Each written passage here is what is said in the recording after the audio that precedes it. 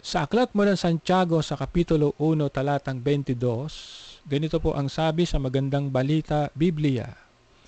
Mamuhay kayo ayon sa salita ng Diyos. Kung ito'y pinakikinggan lamang ninyo, ngunit hindi isinasagawa, dinadaya ninyo ang inyong sarili. Purihin ang Diyos sa pagkabasa ng kanyang mga salita. Sa oras na ito, tatalakayin po natin ang 7 paraan kung paano ba natin ipapamuhay ang salita ng Diyos. Hindi po kailan sa atin na ang salita po ng Diyos ay napakalaganap na po sa buong mundo. Sa katunayan po, ang Biblia ay naisali na po sa lahat halos ng wika sa buong mundo. Sa Ingles, sa Tagalog, sa Chinese, sa Japanese, sa German, sa Spanish, at halos po sa lahat ng wika, ang Biblia po ay nasali na po. Ang salita po ng Diyos ay napapakinggan na po natin sa iba't ibang kaparaanan. Ito po ay ipinangangaral sa mga simbahan, meron na rin pong mga nangangaral sa kalsada, maging sa loob ng mga sasakyan, meron na rin pong nangangaral, maging sa loob ng mall, ang salita ng Diyos ay pinapahayag na sa television, sa radio, sa internet, sa cable, sa mga dyaryo, at maging sa mga stickers na nakadikit sa mga dingding, sa mga banner, sa mga pader, sa mga dingding ng ating mga bahay, at maging sa mga bansang hinihigpitan ang salita ng Diyos na ipangaral, ito po ay nakapasok na rin po. At ang Biblia po ay nabibili na rin natin sa iba't ibang presyo. Mayroon pong mura lang, mayroon pong mamahalin, mayroon pong Biblia na malaki, mayroon pong maliit, at mayroon din naman pong libre. So ngayon po pwede ka nang mamili kung anong klase ng Bible ang gusto mong bilhin. At ang Biblia po ay marami na rin pong pwedeng pagpilian ng translation. Kung gusto mo ng NIV, gusto mo ng King James Version, gusto mo ng Scofield, gusto mo ng Douay Version, napakarami na pong bersyon ang banal na kasulatan. At marami na rin pong mga taga-ibang bansa na dumadayo po dito sa Pilipinas. Inaarkila po ang Araneta Coliseum, ang Luneta, ang Ultra, maging ang mga malalaking lugar. Gumagastos po sila ng malaking halaga para lamang po maipangaral ang salita ng Diyos. Kapag araw po ng linggo, kikita po natin na punong-puno po ng mga tao ang simbahan, punong-puno ng tao ang mga fellowship para mga tao po ay magsimba at makinig ng mga salita ng Diyos, at ito po ay napakaganda. Subalit ang ating tanong ay, naipapamuhay kaya ng tao ang mga salita ng Diyos na kanyang napapakinggan? Sabi po sa talatang binasa natin mga kapatid, kung tayo po ay tagapakinig lamang ng salita ng Diyos, pero hindi po natin ito ipinamumuhay, dinadaya daw po natin ang ating mga sarili. Kaya naman sa oras na ito, pag-uusapan po natin, paano ba natin ipapamuhay ang salita ng Diyos? Una, gamitin po natin ang salita ng Diyos bilang pagkain. Bilang pagkain po ng ating mga kaluluwa. Alam niyo mga kapatid, mahalaga po sa tao ang pagkain. Dahil ang pagkain po ay nagbibigay sa atin ng lakas, nagbibigay sa atin ng kalusugan, ito'y nagbibigay sa atin ng buhay. At mahalaga rin po na kumain tayo ng tulad ng prutas, gulay, karne, gatas, bigas, tinapay, at mga iba't ibang uri po ng pagkain. Kailangan po ng tao na kumain siya araw-araw para po siya lumakas at para maging maliwanag po ang kanyang isipan. Sapagat alam nyo, mahirap po ang malipasan ng gutom. Ikaw po ay manghihina, ikaw ay mahihilo, at kapag hindi ka kumakain, ikaw ay maaring magkasakit ng ulcer. Alam nyo mga kapatid, Kung para sa atin mahalaga ang pagkaing material, para sa Diyos, mahalaga din po na pakainin natin ang ating kaluluwa ng mga salita ng Diyos. Sabi po sa Mateo 4:4, ngunit sumagot si Jesus, nasusulat, hindi lamang sa tinapay nabubuhay ang tao, kundi sa bawat salitang namumutawi sa bibig ng Diyos.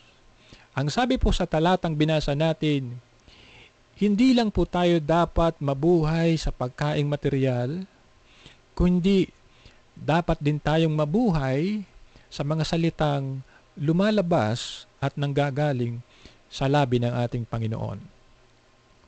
Dito po sa unang Pedro Kapitulo 2, talatang 2. Gaya ng sanggol, kayo'y manabik sa gatas na espiritual upang umunlad sa pananampalataya hanggang kamtan ang ganap na kaligtasan. Mapapansin po natin sa talata na ang sabi, ang salita daw po ng Diyos ay gatas na espiritual na magpapaunlad ng ating pananampalataya. Purihin ang Diyos, purihin ang Panginoon. Ang ikalawa, gamitin po natin ang salita ng Diyos bilang sandata. Sandata na panlaban at pandepensa sa lahat ng atake ng dyablo at ng kanyang mga kampon.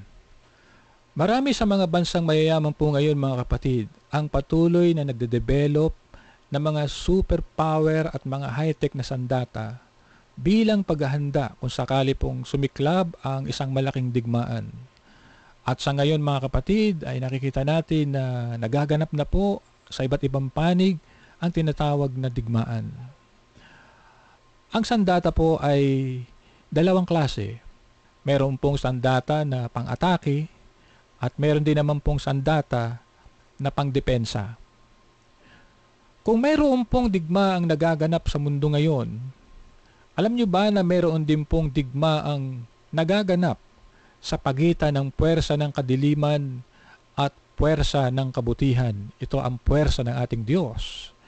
Sa aklat ng Epeso, Kapitulo 6, talatang 12, sapagkat ang kalaban natin hindi mga tao, kundi mga pinuno, mga may kapangyarihan at mga tagapamahala ng kadilimang namamayani sa sanlibutan ito, ang mga hukbong espiritual ng kasamaan sa himpapawid.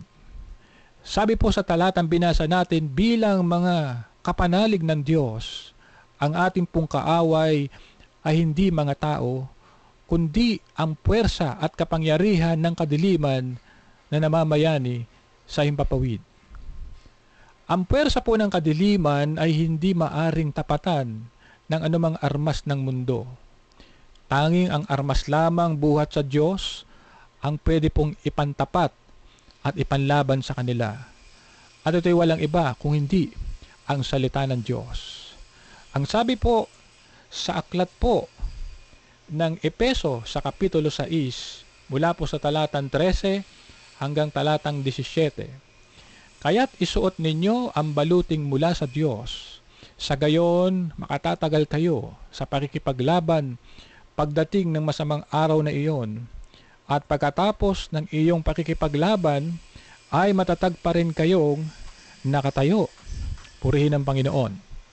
Sa verse 14, kaya't maging handa kayo, gawin ninyong bigkis ang katotohanan, itakip sa dibdib ang baluti ng pagkamatuwid, at isuot ang panyapak ng pagiging handa sa pangangaral ng mabuting balita ng pakipagkasundo sa Diyos. Taglay ninyong lagi ang kalasag ng pananalig kay Kristo bilang pananggat pamatay sa lahat ng nagliliyab na palaso ng masama. Isuot ninyo ang helmet ng kaligtasan at kunin ninyo ang tabak na kaloob ng Espiritu sa makatuwid ang salita ng Diyos. Sabi po sa verse 17, ang salita ng Diyos ay isang tabak na sandata natin laban sa puwersa ng kadiliman. Purihin ang Diyos. Ang ikatlo, gamitin po natin ang salita ng Diyos bilang tanglaw. Tanglaw po sa ating mga landas. Kapag sumasapit na po ang gabi, Bawat tahanan ay nagbubukas na po ng kanya-kanyang mga ilaw para po matanglawan ang loob ng mga tahanan. Sapagkat kapag madilim, hindi po tayo makagagawa ng maayos. Mahirap po ang nasa madilim. Ikaw ay maaring maaksidente, maari kang mahulog sa isang butas, maari kang mauntog, maari kang madulas, o maari kang makahawak ng hindi ka nais-nais, o maari kang masugatan, o maaring may masamang mangyari sa iyo. Mga kapatid, ang mundo na ginagalawan po natin ay pinamumugara ng mga espiritu ng kadiliman. Kaya nga po maraming mga tao na ang daan na kanilang tinatahak ay pawang landas ng kasamaan. Sa 2 Korinto 4:4, hindi sila sumampalataya sapagkat ang kanilang isip ay binulag ng Diyos ng daigdig na ito. Sila'y binulag nito upang hindi nila makita ang liwanag ng mabuting balita tungkol sa kaningningan ni Kristo na siyang larawan ng Diyos. Sabi po sa talata, binubulag ng dyablo ang isipan ng mga tao para wala po siyang makitang liwanag ng mabuting balita. Kung ang kandila po, ang posporo, ang gasera, ang bumbilya o ang flashlight, mga kapatid, ay mahalagang gamit sa gitna ng dilim, ganun din po ang salita ng ating Diyos. Ito po ay magsisilbi nating tanglaw sa ating buhay para po matahak natin ang tamang landas na nais ng Diyos na ating tahakin. Sa awit 119 verse 105, salita mo'y isang tanglaw na sa akin ay patnubay, liwanag na tumatanglaw sa landas kong daraanan. Sabi po sa talata, ang salita po ng Diyos ay patnubay at liwanag na tanglaw sa ating mga landas. Purihin ang Diyos. Ang ikaapat, mga kapatid, gamitin po natin ang salita ng Diyos bilang panukat. Panukat sa pagkakilala ng tama at mali. Kapag itinatayo po ang isang bahay o gusali, ginagamitan po ito ng panukat para po maitayo po ng maayos, maganda at matibay ang isang bahay para maiwasan po ang dagli ang pagkasira nito. Ganon din po kapag tayo po ay namimili sa palengke at tayo po ay bumibili ng isda, bumibili ng karne. Ang timbangan po ang nagsasabi kung ilang kilo ang binili natin. Mag-ingat lamang po tayo sa mga timbangang may daya, mga kapatid. Mayroon pong mga tao na pinagtatalunan ang mga aral ng Diyos. At minsan ito po ay nauuwi sa pagtatalo, minsan nagkakapikunan. Sapagkat pareho po nilang iginigiit na mas tama ang kanilang aral na sinasabi. Si Apostol Juan po ay nagbabala na sa mga huling panahon ay meron pong mga magsisilitaw na mga mandarayang aral ng pananampalataya para po ang mga tao ay iligaw sa katotohanan. Ganito po ang sabi sa aklat ng unang Juan sa Kapitulo 4, talatang 1. Mga minamahal, huwag ninyong paniwalaan agad ang bawat nagsasabing sumasa kanila ang Espiritu.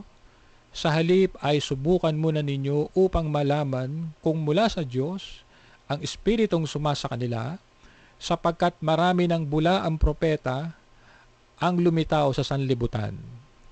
Sabi po sa talata, naglipanan na po ngayon ang mga huwad at mga pekeng mga propeta ng Diyos. Kaya wag daw po tayo agad na maniniwala sa mga sinasabi nila. Sa aklat po ng Mateo sa Kapitulo 7 sa talatang 15 at 16, mag-ingat kayo sa mga bulaang propeta, nagsisilapit sila sa inyo na animoy tupa, ngunit ang totoo ay mababangis na asong gubat. Makikilala ninyo sila sa kanilang mga gawa. Napipitas ba ang ubas sa puno ng dawag o ang igo sa puno ng aroma? Sabi po sa talatang binasa natin, ang mga bulaang propeta daw po ay nagpapanggap silang mabait, nagpapanggap silang maamo, pero ang totoo, sila po ay tulad ng mga asong gubat na ang layunin ay sirain ang paniniwala ng isang tao. Mga kapatid, ang salita po ng Diyos ang siyang magtuturo sa atin kung ano ang tamang aral, kung ano ang tamang pamumuhay na dapat nating lakaran. Sa ikalawang Timoteo sa Kapitulo 3, talatang 16 at 17. Lahat ng kasulat ay kinasihan ng Diyos at magagamit sa pagtuturo ng katotohanan, sa pagpapabulaan sa maling aral, sa pagtutuwid sa likong gawain, at sa pag-akay sa matuwid na pamumuhay. Sa gayon, ang lingkod ng Diyos ay magiging handa sa lahat ng mabubuting gawain. Sinasabi po sa talata na ang kasulatan ay kinasihan ng Diyos.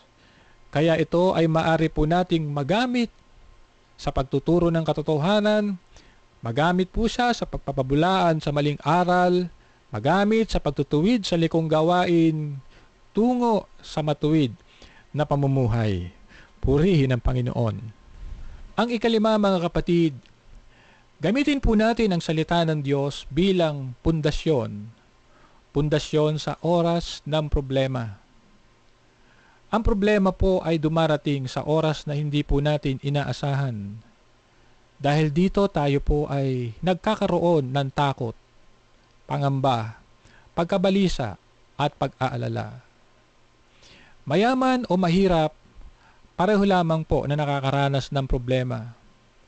May mga tao na ang problema nila ay pera. Meron pong mga problema ay negosyo. Problema nila ay pamilya. Ang problema ay mga anak. Ang problema ay asawa. Ang problema ay ang kanyang kasintahan. Ang problema ay ang kanyang trabaho o ang kanyang pag-aaral. O kaya ang kanyang problema ay mga pambayad sa utang. Napakarami pong problema sa mundo. Minsan, dahil po sa problema, ang tao po ay nasisiraan na lamang po ng bait. Nawawala sa katinuan. O kaya naman, ang iba ay nagpapatiwakal na lang. Ang iba naman, ang problema dinadaan na lamang sa paglalasing o sa paggamit ng droga.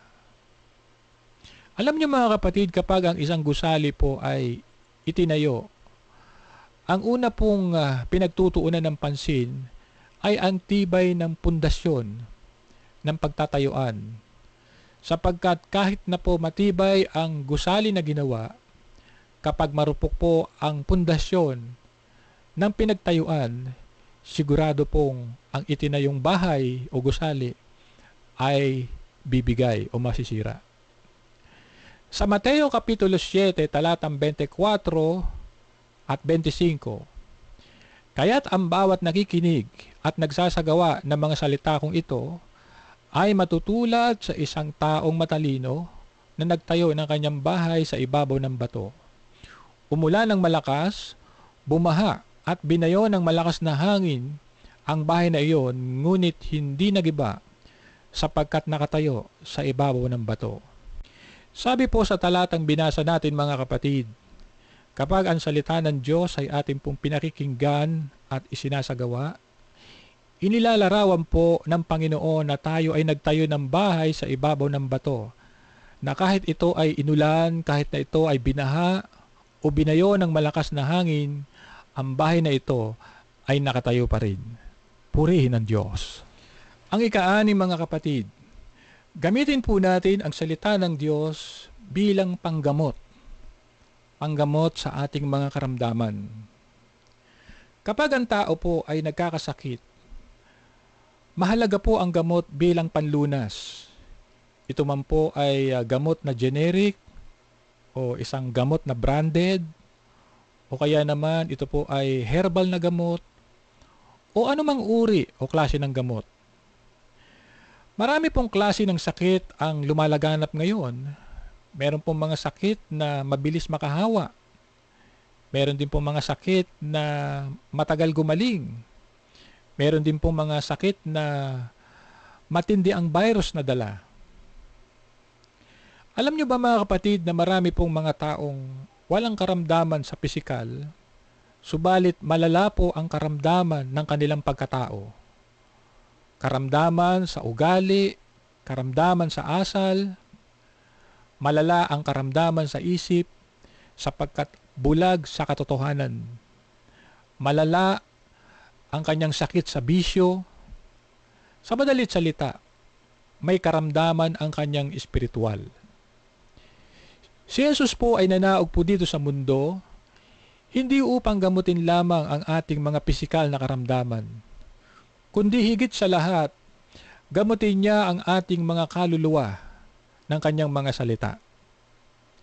Sa Mateo Kapitulo 9, talatang 11 hanggang 13, nang makita ito ng mga Pariseo, tinanong nila ang kanyang mga alagad, bakit sumasalo sa mga publikano at sa mga makasalanan ang inyong guro? Narinig ito ni Jesus at siya ang sumagot, ang mga may sakit ang nangangailangan ng manggagamot, hindi ang mga walang sakit. Humayo kayo at unawain ninyo ang kahulugan nito. Habag ang ibig ko at hindi hain. Sapagkat naparito ako upang tawagin ang mga makasalanan, hindi ang mga banal. Sabi po sa talatang binasa natin, ang kasalanan po ay itinuturing ni Kristo na isang klase ng sakit na dapat niyang gamutin sa tao. Isang matinding karamdaman po mga kapatid sa tao ay yung tinatawag na kabulugang espiritual. At walang iba na pwedeng gumamot sa kabulugang espiritual kundi ang salita ng Diyos. Sa 2 Korinto Kapitulo 4, talatang 4, hindi sila sumasampalataya sapagkat ang kanilang isip ay binulag ng Diyos ng daigdig na ito. Sinay binulag nito upang hindi nila makita ang liwanag ng mabuting balita tungkol sa kaningningan ni Kristo na siyang larawan ng Diyos. Sabi po sa talata mga kapatid, ang mabuting balita ni Kristo ay kayang gumamot ng bulag na kaisipan ng tao. Purihin ng Diyos. Ang ikapito mga kapatid at panghuli, gamitin po natin ang salita ng Diyos bilang kayamanan. Isang kayamanan na mahalaga sa buhay natin. Ang kayamanan po ay isa sa hinahangad ng tao na gusto niyang mapasa kanya. Kaya naman po may mga taong handang ibuwis ang kanyang buhay dahil sa kayamanan. Dahil po sa kayamanan, maraming mga tao ang nagpapatayan, nag-aaway, nagdedemandahan, gumagawa ng masama sa kanyang kapwa, at meron din namang nagsisikap para sa yumaman. Hindi lang naman po ginto, brilyante o mga mamahaling hiyas o pera ang pwedeng ituring na kayamanan. Sabi nga po ng isang magulang sa kanyang anak, "Anak, mag-aral kang mabuti, sapagkat iyan lamang ang tanging yaman na maipapamana ko sa iyo." Lahat po ng kayamanan dito sa mundo mga kapatid ay maaari pong mawala o masira. Sa Mateo chapter 6 verse 19, huwag kayong mag-impok ng mga kayamanan dito sa lupa, dito'y may naninirang tanga at kalawang, at may nakapapasok na magnanakaw. Sabi po sa talatang binasa natin mga kapatid, ang mga kayamanan daw dito sa mundo ay maaring sirain ng tanga at ng kalawang at maari itong nakawin. Mga kapatid, kahit wala po tayong kayamanan dito sa mundo, basta't ang salita po ng Diyos ay ating binabasa at ipinamumuhay, nagtataglay na rin po tayo ng yaman. Sa aklat po ng awit 119, verse 72, higit pa sa ginto't pilak nitong buong sanlibutan, ang mabuting idudulot ng bigay mong kautusan. Sabi po sa talata na ating binasa, ang kautusan ng Panginoon ay higit pa raw sa ginto, higit pa sa kayamanan ng sanlibutang ito. Purihin ang Panginoon. Bilang pangwakas tayo po ay manalangin. Panginoon naming Diyos, tunay po ang iyong mga salita ay buhay at makapangyarihan. Dalangin po namin na tulungan niyo po kami na amin pong maipamuhay ang iyong mga salita upang kami po ay maging karapat-dapat sa iyo at amin pong matahak ang tamang landas na nais mong aming lakaran. Marami pong salamat. Ito po ay aming dalangin sa pangalan po ng aming Panginoong Hesukristo. Amen.